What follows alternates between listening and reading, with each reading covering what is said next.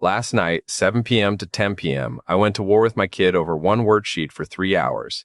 Ended in her crying, me yelling, worksheet still blank. Then I did one thing, and the whole next week, every single afternoon, she hid her homework from me. The thing you did is what 99% of parents do, and it turns homework into a war you can never win. I'll give you the fix, but first you have to own what you did. I sat down next to her, watched every problem, every wrong answer I corrected. Every time her pencil stopped, I said, "Come on, focus." I was right there the whole 3 hours. There it is. Sitting and watching isn't being there. It's surveillance. And surveillance turns a boring task into a power struggle. But if I don't sit there, she just doodles, or stares at the wall, or sharpens her pencil 17 times. Good. Let her. Because here's the thing, homework isn't actually about homework.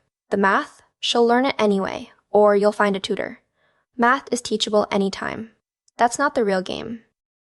The real game is, can she start a boring task when no one's making her? Stay with me. I'll come back to why this matters more than you think. Okay, but back up. Why is sitting next to her bad? I'm helping. Because the second you sit down, the homework stops being hers. It becomes yours. She's not working on her math, she's performing for you. Every wrong answer, she's watching your face. Did you frown? Did you sigh?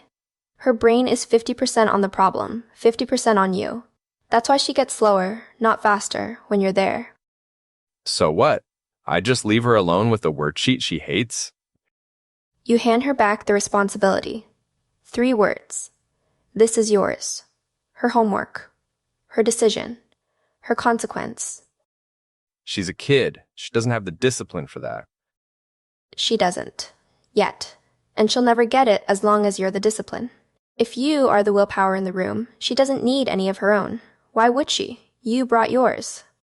Ouch. So how do I hand it back without it all falling apart? 3 pieces. Give her a place. Give her a time. Let her design it.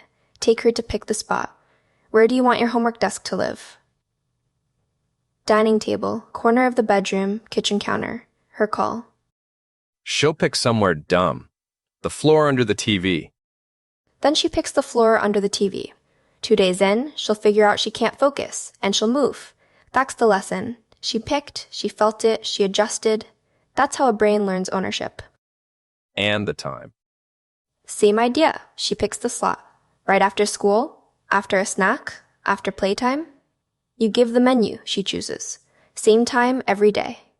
If the time is whenever dad reminds her, you fight 50 negotiations a week. Same time every day, the fight disappears. 5:30 just means homework. Like brushing teeth, nobody negotiates teeth at 30. Okay, so place, time, she designs it. Then what? I leave. You leave. Fold laundry. Cook dinner.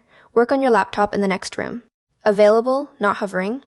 If she calls for help, come, look at the problem with her. 60 seconds, leave. Don't sit down. Don't pull up a chair. What about preschool kids? Luna's 4. She has traced the letter pages. She literally cannot do that alone. Different game at 4. You're not training homework discipline yet. You're training the seat. For 10 minutes, your job is to sit at this little desk and do this paper. 10 minutes. That's it. You're not teaching her to trace letters. Those shapes will come no matter what. You're teaching her. When I sit at this desk, my brain switches on. That habit is the gold. Hold on. What about older kids? 8, 10 years old, real homework, an hour a night. Stay with me. I'll get to the worst version in a second, the one where they stall until midnight. But first, 8 to 10. Same principle. Her place, her time. But you change the question. Don't say, go do your homework. Say, what's your plan today? What's your plan today? That feels different. Because it is. Go do your homeworks makes her the soldier. What's your plan makes her the manager. She tells you, math first, then reading, then a break, then spelling. Now she owns the schedule. You're just the person she reported it to. What if her plan is play Roblox first for an hour? You say, cool. And homework is done by when? She picks. Now she's locked herself in. If she misses her own deadline, that's her broken promise, not your nagging. What if she still doesn't finish? She goes to school the next day with it blank. The teacher's face does the work you've been trying to do for 3 years. Getting in trouble for forgotten homework is the smallest, safest consequence she will ever face. If she can't feel that one, what's she going to do at 20 when she misses a work deadline? Okay, now hit me with the worst one. The tween, 11, 12, says yeah at 5 p.m., opens the laptop at 7, at 10 p.m., is somehow on TikTok with 3 pages still blank. I've lost it more times than I can count. Classic. And here's the part that's going to hurt. Every time you lose it, you reset her brain back to 0. The moment you start yelling, she stops thinking, I'm avoiding my homework. She starts thinking, Dad is being unfair. Now it's about you, not her. She gets to be the victim. You handed her the moral high ground. So what do I do at 10 p.m. when nothing's done? Nothing. Genuinely, nothing. It's 10. Bed. Whatever happens tomorrow, happens. No lecture, no sigh. No, I told you so. That feels impossible. It feels impossible because you've trained yourself for years to be her external alarm clock. She faces the teacher. Twice. Maybe 3 times. Then her brain figures it out. When I stall, the bad feeling lands on me, not on Dad. That click is everything. You can't say it into her. She has to feel it. 2 weeks. 3 at the outside. What about the kid who's stalling because the homework is genuinely too hard? Different problem. If she's sitting down at her time, in her place, trying, and the wall is real, that's when you come in, not as the supervisor, as the resource. What part is stuck? Ask questions, not give answers. What does this question want? What's the next step you could try? Your job is to make her brain do the moving. The second you say the answer, you stole the workout from her muscle. How do I know it's working?